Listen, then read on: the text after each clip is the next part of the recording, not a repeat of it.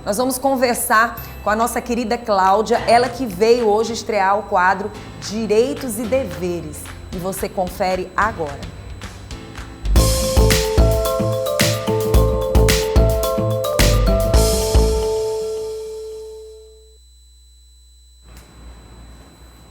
Estamos hoje aqui então com a nossa querida Cláudia, que aceitou o nosso convite para estrear o programa Direitos e Deveres do Bom Dia News.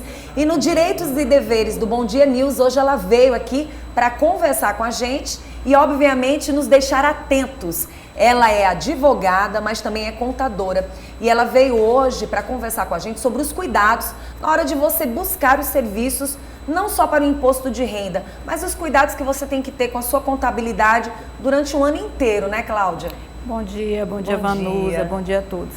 Na verdade, o cuidado ele tem que ser contínuo, tem que ser diário, né? Ao procurar um contador, a primeira coisa que você tem que saber é se ele é registrado, se ele tem o Conselho Regional de Contabilidade, se ele é registrado direitinho, se ele é uma pessoa atualizada, se tem referência. Então, tudo isso contribui para que o trabalho tenha êxito.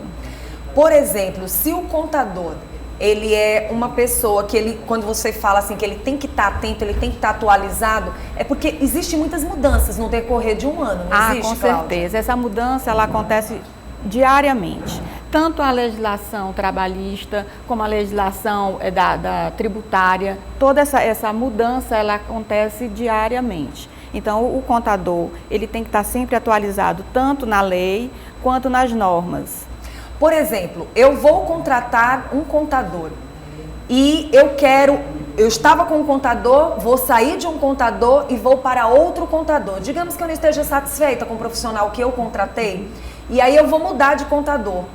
É interessante que a pessoa fique atenta ao buscar, por exemplo, esse contador já querendo um certificado digital. Eu queria que você me falasse qual a importância do cliente ter um certificado digital, seja ele jurídico ou físico. A importância, na verdade, o certificado digital ele é primordial. Para o próximo contador, até mesmo para o contador que está dando essa assistência, ele necessita desse certificado digital. Esse certificado digital, ele dá ampla visão do que está acontecendo nessa empresa. Se está com algum tipo de pendência, se tem alguma coisa para retificar, se tem algum imposto a pagar. Então, o certificado digital, ele é muito importante. E o cliente, ele tem que também ter domínio disso. É porque, às vezes, o cliente compra o certificado digital, passa esse certificado para o profissional da contabilidade e não sabe nem como funciona, nem como é, nem nada. E o ideal é que ele tenha esse conhecimento para ele também acompanhar. Qual a importância de um certificado digital? Esse certificado digital vai dar total liberdade, tanto para o contador como também para o cliente? Como é que funciona, Cláudia? Bem, o certificado digital ele tem tanto o A1, que é tipo um link, que pode ficar em computador, no tablet, no notebook, como tem o A2, o A3, que são mais duradouros, dura 2 anos, o certificado A1 apenas 1 ano. O certificado A2 é 2 anos, o A3, 3 anos, mas é token ou aqueles cartõezinhos, né? Aí fica difícil do contribuinte, né, do cliente, seja ele pessoa física ou jurídica, ficar com esse certificado, porque o contador precisa trabalhar e ele precisa, para passar as informações tanto para a área federal como estadual e municipal, ele precisa desse certificado. Então, eu sempre aconselho meus clientes a ter o certificado A1, onde ele possa ter o certificado no computador dele e eu tenha também no escritório o certificado, onde eu possa informar aos entes, né, tanto federal, estadual como municipal, como eu posso gerar impostos, como eu posso ver se tem algum tipo de pendência, certidões negativas. E o cliente, em contrapartida, ele pode dominar esse certificado digital e ficar supervisionando, dando uma olhada, sempre que ele precisar ver se está tudo ok, ver se sai uma certidão negativa. Ele não pode depositar isso tudo na mão de um contador. Ele tem que ter domínio da empresa dele. Ele tem que saber por que paga aquele imposto. Ele tem que, junto com o seu contador, traçar metas, traçar formas como eu posso dizer, de ver se o imposto, aquela forma de tributação é a mais adequada. Então, o contador, ele nada mais é do que um orientador. Por exemplo, às vezes tem gente que vive trocando de contador. Vive trocando. Em um ano troca de contador várias vezes. Isso pode ser um grande problema, tanto para o cliente como também para o contador, né? Mas principalmente para o cliente, né? Precisa ver qual o problema, né? Porque ele está trocando de contador, o que é que ele busca. Então é bom sempre ele conversar com o contador que ele pretende trabalhar, fazer um contrato, onde esse contrato vai ficar claro as obrigações, tudo que vai ser feito, né, no decorrer do trabalho. Ele tem que, esse contador está disponível sempre que o cliente precisa, porque não tem coisa mais angustiante para o empresário ou para uma pessoa física precisar conversar com o contador e o contador não atende, o contador não responde. E não dá uma satisfação. Às vezes acontece por conta até mesmo da quantidade de trabalho, né? Cláudia, teve algo que me chamou bastante atenção. Minha contadora chegou a me dizer o seguinte: por mais que você confie no seu contador, não fique de olhos vendados. Você tem que ficar atento relacionado a isso, né, Cláudia? Porque às vezes, assim, se você observa que esse contador não quer te responder, que esse contador não quer te dar as informações necessárias, é importante que você abra seus olhos. Com certeza. É como eu sempre falo, o cliente ele tem que estar a par da sua empresa ou a pessoa física a par da sua vida, né? Porque é sua vida. Então, você tem que saber onde é que estão os comprovantes dessas declarações ou dessas informações para o governo. Como foi que isso aconteceu? Como é que isso é informado? Não que você vá ter conhecimento técnico, mas você tem que ter conhecimento básico, né? Saber, sim, eu fui multada, por quê? O que foi que gerou esta multa? Porque o que aconteceu? Quando chega quando você cai na malha fina, a história tá pra lá de Bagdá, né? Com certeza. Para você cair numa malha fina, obviamente você recebeu alguma notificação, alguma informação da Receita ou não. A Receita Federal sempre ela notifica o contribuinte. Como é que ela notifica? Ela manda uma correspondência. Ela não manda nada em WhatsApp, ela não faz esse tipo de comunicação. Ela manda uma correspondência notificando até mesmo comparecimento para esclarecimento, né?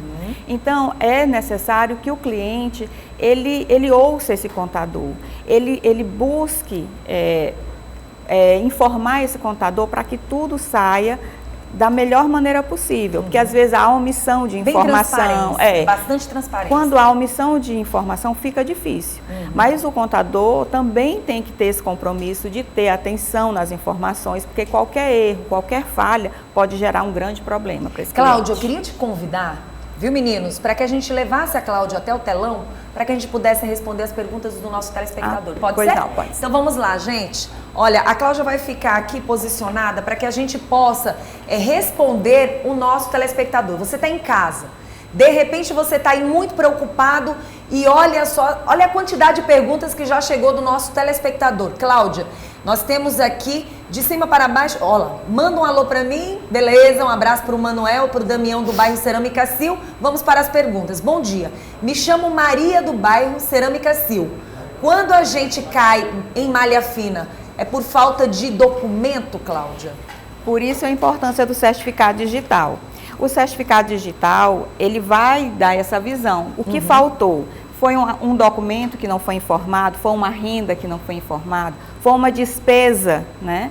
Uma despesa que foi informada de uma maneira errada. Então, às vezes pode ter sido isso. Então, o certificado, você consegue ver a pendência por qual você caiu nessa malha fina. Pronto.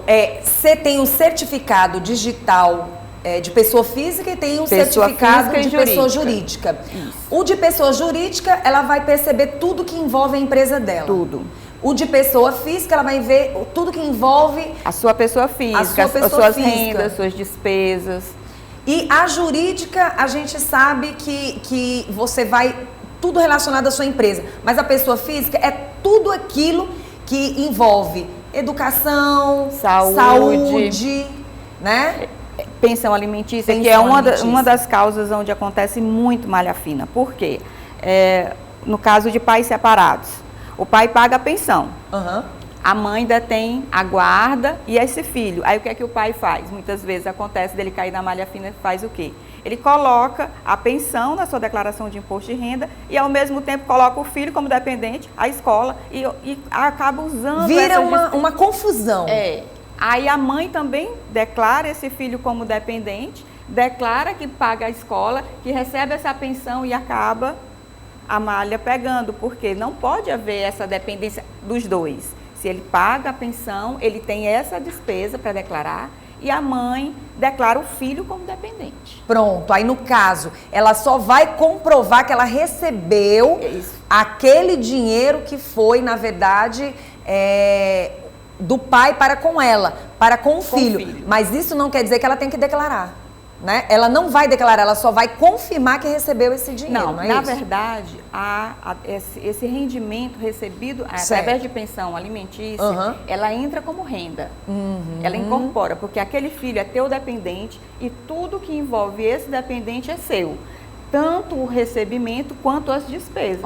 Por isso que você pode abater a escola quanto o plano de saúde ou dentista, tudo que envolva aquele dependente. Pronto. O que não pode é ele estar na sua dependência, que recebe pensão, e na dependência de quem paga a pensão. Até porque quem está ali com a responsabilidade é justamente quem está recebendo.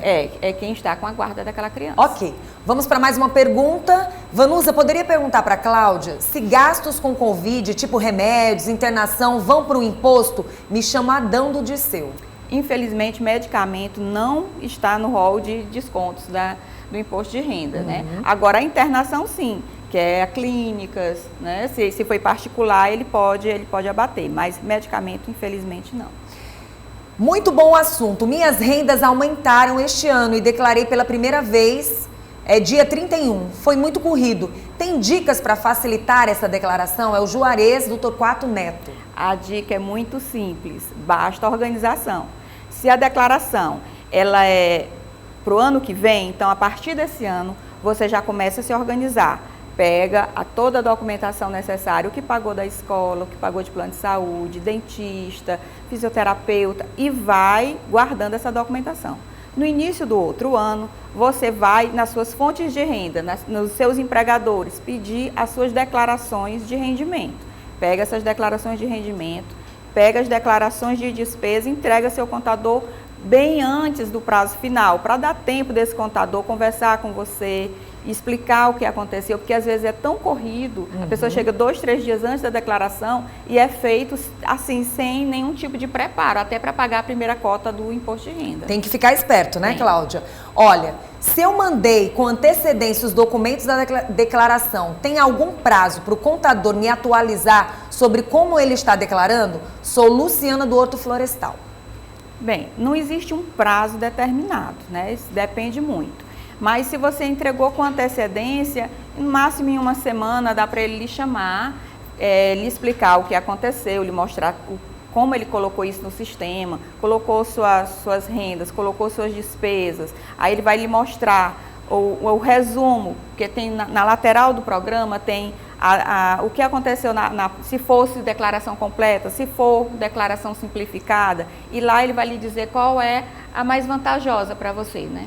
Agora sim, na verdade, qual a responsabilidade do profissional de contabilidade quando você contrata esse mesmo profissional? Você me falou sobre alguns cuidados que a pessoa tem que ter, mas existe uma responsabilidade que, digamos, você, dependendo da situação, você vai poder chamar o contador e dizer, olha, essa responsabilidade não foi só minha, foi principalmente sua. Ele vai ter que arcar com essas responsabilidades? Sim, o contador ele é responsável por todas as informações, por tudo que envolve o seu cliente, tanto a empresa como uma pessoa física, né? Se o contador ele foi negligente, se ele fez algum tipo de erro, que a culpa é dele, ele vai, por acordo, assumir esse erro, né? Pode fazer isso por acordo, assumir esse erro e pagar as multas ou as consequências desse ato, ou se ele não quiser pagar, você pode acioná-lo, tanto civil como criminalmente, né? Porque civil, você pode ir atrás dele, ressarcir o seu prejuízo, e criminalmente, se for comprovado que ele teve má fé. Agora sim, como advogada, quais seriam as dicas ou a dica para quem contrata um profissional de contabilidade? Porque às vezes a pessoa, ele é muito meu amigo, já conheço há muito tempo, é um bom profissional. Eu tenho certeza absoluta que eu contratei uma pessoa que realmente não vai me trazer problemas. Isso é um erro? É um erro. O que você tem que separar é a amizade do seu profissionalismo. Se você é um prestador de serviço, a primeira coisa que você vai fazer é fazer um contrato. Esse contrato tem que estar todas as suas obrigações, todos os seus direitos, os seus honorários, prazo para pagar, porque assim, existem obrigações do contador, existem obrigações do empresário ou da pessoa física, em honrar com o pagamento acordado, com a data que foi acordada, né? E o contador, ele tem também que informar o seu cliente, dentro daquele contrato, prazo que vai durar essa prestação de serviço, como vai acontecer esse serviço, quais os serviços que estão dentro desse contrato, porque às vezes você contrata um contador e ele vai prestar serviço contábil, fiscal e trabalhista, né? Uhum. Aí você pega e muda de endereço. Aí você quer que ele faça o aditivo. O aditivo, se não tiver naquele contrato que aquela mensalidade, você tem direito a esse aditivo, você vai ter que pagar esse aditivo por fora, porque ele não faz parte daquele contrato. Então, o principal é ter um contrato para você saber quais as obrigações desse contador.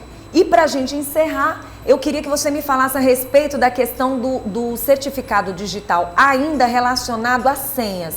Digamos que você, como cliente, diga, ele está cuidando de tudo relacionado à minha contabilidade, mas eu quero mudar a senha. Você pode?